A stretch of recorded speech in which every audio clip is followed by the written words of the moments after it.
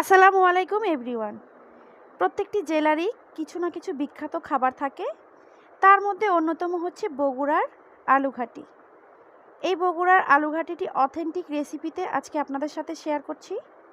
রেসিপিটি ভালো লাগলে আমার চ্যানেলটিকে সাবস্ক্রাইব করে দিবেন, পাশে থাকা বেল বাটনটিতে ক্লিক করে দিবেন যাতে আমি কোনো ভিডিও আপলোড দেওয়ার সাথে সাথে আপনারা পেয়ে যান নোটিফিকেশনে।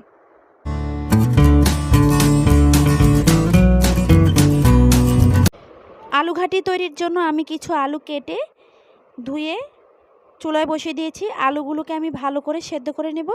এই রকম লাল আলু দিয়েই বগুড়ার আলু ঘাটিটা খেতে বেশি ভালো লাগে। আমি আলুগুলোকে সেদ্ধ করে নিয়েছি, এখন খোসা ছাড়িয়ে নিয়েছি। গরম অবস্থায় আমি আলুগুলোকে এভাবে আলু ভর্তার মতো চটকে নিচ্ছি।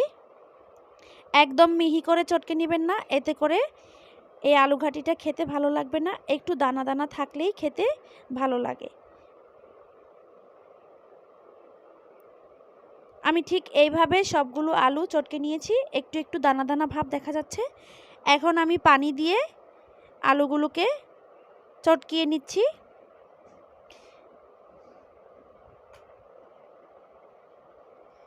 আমি ভালো করে পানি দিয়ে আলুটাকে চটকিয়ে নিয়েছি। এবার আমি আলু ঘাটি রান্নায় চলে যাচ্ছি। এর জন্য প্যানে আমি পর্যাপ্ত পরিমাণ তেল দিয়ে দিয়েছি, আর দিয়ে দিচ্ছি কিছু আস্ত কাঁচামরিচ আর শুকনো মরিচ। কাঁচামরিচ আর শুকনো মরিচটাকে এখন আমি হালকা একটু তেলে ভেজে নিচ্ছি। এই পর্যায়ে মরিচটা একটু ফুটতে পারে, সাবধানে দিয়ে নেবেন। এরপর দিয়ে দিচ্ছি পেঁয়াজ কুচি আর রসুন কুচি। এই আলু ঘাটি রান্নায় পেঁয়াজের পরিমাণটা একটু বেশিই হয়। দিয়ে দিচ্ছি 2টি তেজপাতা, 1টি দালচিনি আর 4 থেকে 5টি এলাচ। এবার আমি পেঁয়াজটাকে ভালো করে হালকা ব্রাউন কালার করে ভেজে নিচ্ছি।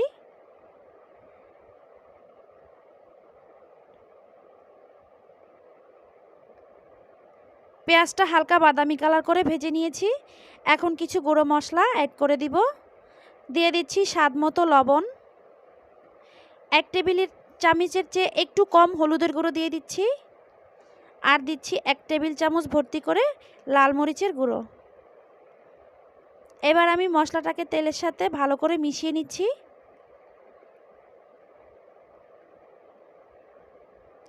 এখন অ্যাড করে দিচ্ছি মাছ। আমি এখানে রুই মাছ ব্যবহার করেছি, আপনারা যে কোনো বড় মাছ দিয়েই এই আলু ঘাটিটা তৈরি করতে পারেন। মাছগুলো দিয়ে আমি মশলার সাথে ভালো করে কিছুক্ষণ কষিয়ে নেব।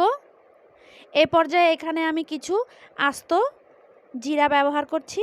আমি হাফ টি স্পুন আস্ত জিরা দিয়ে দিয়েছি। এবার আমি মাছটাকে ভালো করে মশলার সাথে কষিয়ে নেব। এই পর্যায়ে পানি ব্যবহার করার কোনো প্রয়োজন নেই, তেলের সাথে আমি মশলাটাকে ভালো করে কষিয়ে নিচ্ছি। এতে করে মাছের যে কাঁচা গন্ধটা সেটা চলে যাবে।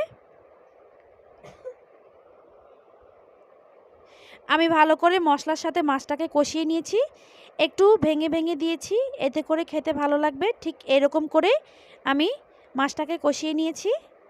এখন অ্যাড করে দেব আলু।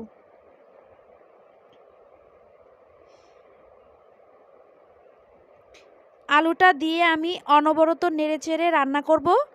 এই পর্যায়ে তলানি দিয়ে লেগে যেতে পারে, এই জন্য অনবরত নেড়েচেড়ে বেশ কিছুক্ষণ রান্না করে নেবেন। এই আলু ঘাটির রান্নাটা যত জাল করে রান্না করবেন ততই খেতে ভালো লাগবে। আমি বেশ কিছু সময় নিয়ে রান্না করে নিচ্ছি। আমি অনবরত 20 মিনিট এই আলু ঘাটিটাকে জাল করে রান্না করে নিয়েছি। এই পর্যায়ে আলু ঘাটিটা অনেকটাই ঘন হয়ে এসেছে। আমি এর চেয়ে বেশি ঘন করব না, এতে করে ঠান্ডা হলে আরও অনেকটাই ঘন হয়ে যাবে। এ পর্যায়ে আমি এখানে দিয়ে দিচ্ছি ভাজা জিরের গুঁড়ো। ভাজা জিরের গুঁড়োটা দিয়ে আমি সামান্য একটু নেড়েচেড়ে চুলো থেকে নামিয়ে নেব।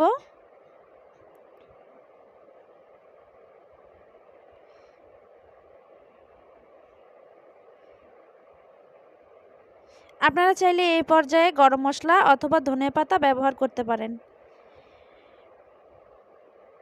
আমার রান্নাটা একদমই কমপ্লিট। কেমন লাগলো এই রেসিপিটি অবশ্যই কমেন্ট করে জানাবেন। রেসিপিটি ভালো লাগলে লাইক কমেন্ট শেয়ার করবেন। অসম্ভব মজাদার এই খাবারটি একবার হলেও ট্রাই করবেন। আমার রেসিপি ভালো লাগলে আমাকে মজার মজার কমেন্ট করে উৎসাহিত করবেন। সবাই ভালো থাকবেন, সুস্থ থাকবেন। দেখা হবে পরবর্তী রেসিপিতে। আল্লাহ হাফেজ।